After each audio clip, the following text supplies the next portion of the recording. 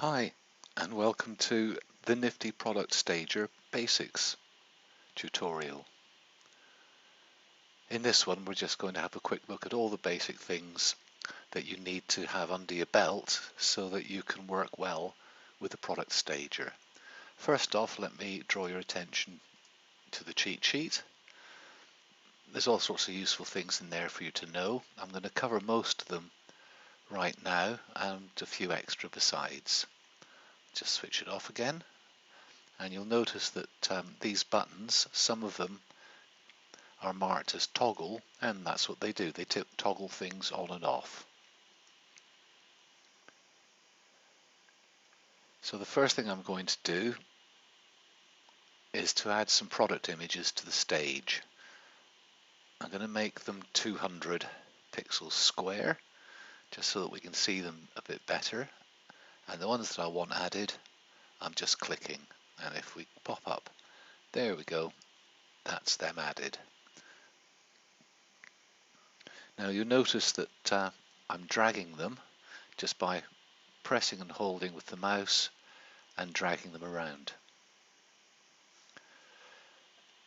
Instead of doing that, you can actually select them, and when you do that just by clicking on it without moving, then you get these selection handles, and they work in the way that you'd expect them to. You can resize things, and if you have a special need, you can rotate them. I'd recommend not stretching them or squishing them, as that's not a very helpful thing to do with one of your product images. So let's delete that one. So I select it first by clicking and then choose delete, and it's gone. So you've seen me dragging them without selecting them first. I can get finer control over moving them around if I use the arrow keys. So this is me pressing and holding the right arrow key. This only works when it's selected, so that's right and left, there's down and there's up. And if I hold the shift key, then it moves 10 at a time instead of the 1 pixel at a time that we saw just now. And that works in all directions. Something to mention when rotating, it snaps in 30-degree increments just to help things along.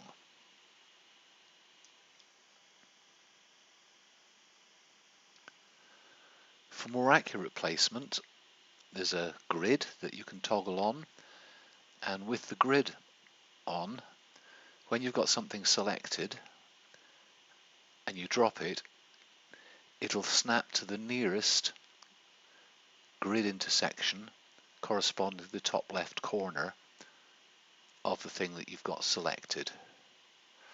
When it's not selected and you just drag it, it doesn't snap, but when it is selected and you drop it, it does snap.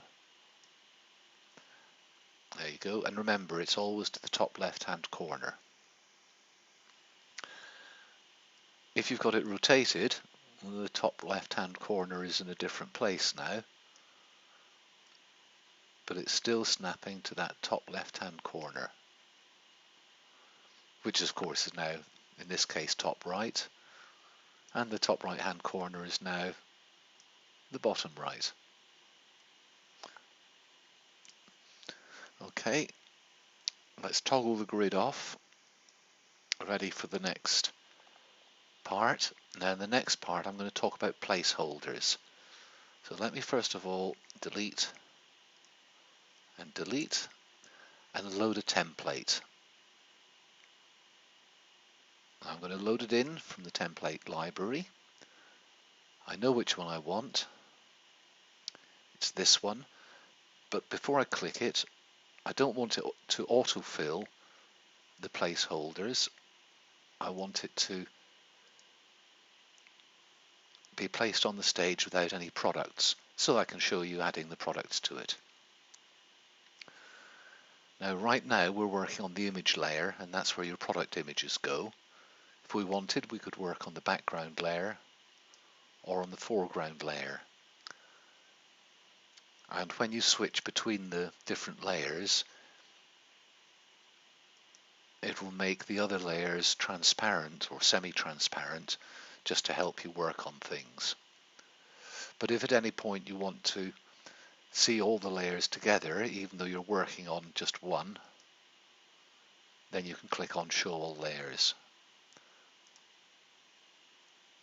And you see how that text is now semi-transparent? That's because I'm working on the background layer. The text is actually on the foreground layer, and if I work on the foreground layer, there it is, no longer semi-transparent. But for this I want to work on the image layer, and I want to add a couple of products. Okay, go on then, 4. Now if I drag them without selecting first, they're free to go anywhere. But if I select first, so I've got these selection handles, then as soon as I drag and let go, it'll be pulled to these magnetic placeholders, and again it's top left corner to top left corner. So if I drag that one so that its top left corner is nearest to that placeholder's top left corner, there we go. So I click once to select, then drag, let go, and it will find which is the closest top left corner, and then it will be magnetically pulled to that and then resized to fill the entire placeholder. If I toggle the placeholders off, you see that? There they are outlined in red, and that's them toggled off. Then even if something's selected, I can freely drag it around. If I put the placeholders back on again, if I want to move this one to somewhere else, you'll notice that because I'm dragging it while it's selected, it's automatically snapping. Well, if I click somewhere else so it's no longer selected, then I've got freedom to drop it wherever I want. And that can come in handy when you're getting things organized. Okay, let's just fill in the all the placeholders.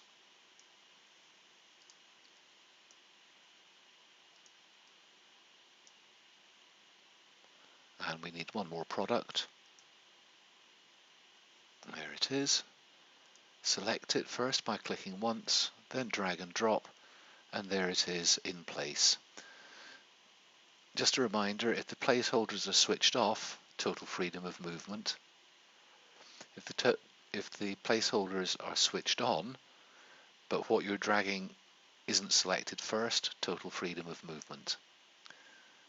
If you have the grid on at the same time as the placeholders, the grid takes effect. That has precedence or priority over the placeholders. Toggle the grid off, and once more we get magnetic placeholders. If you find that you accidentally put one thing on top of another, well, you can move it off either by dropping it onto a placeholder you want it to go on, or by deselecting it first by clicking somewhere else,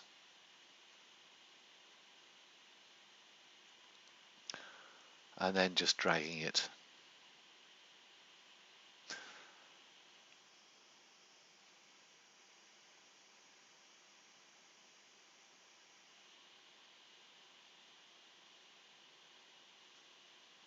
So let me show you now what happens when you use a template and you autofill it.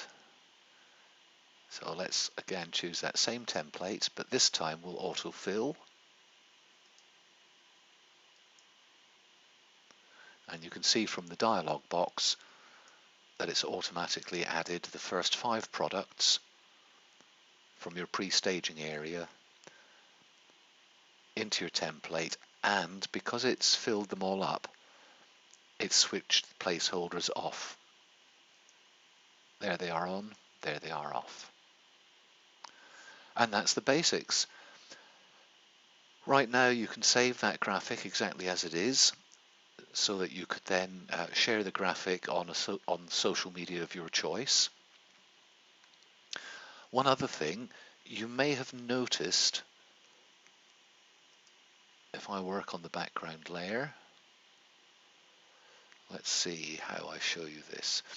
First of all, I'm going to move the images off. There, do you see that text there? That's actually the end animation text that's used if you're going to be saving a video.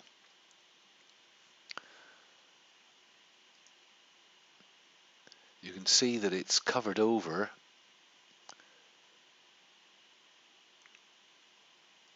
by this frame. If I just rotate that frame out of the way, there you go. You can see the text there being revealed, and that text is as I say, for when you're making videos, and that's the call to action text that gets displayed at the end of your video. You'll see that more in the tutorial about making videos. But that's it for now. That's shown you everything that you need to know, the basics for working with the product stager. A couple of other points, I suppose. These help buttons, the green ones, they really do provide useful assistance. So I'd recommend that you have a quick look at those from time to time, just to familiarize yourself with the possibilities that you have. That's all for now. Thanks for watching. Bye.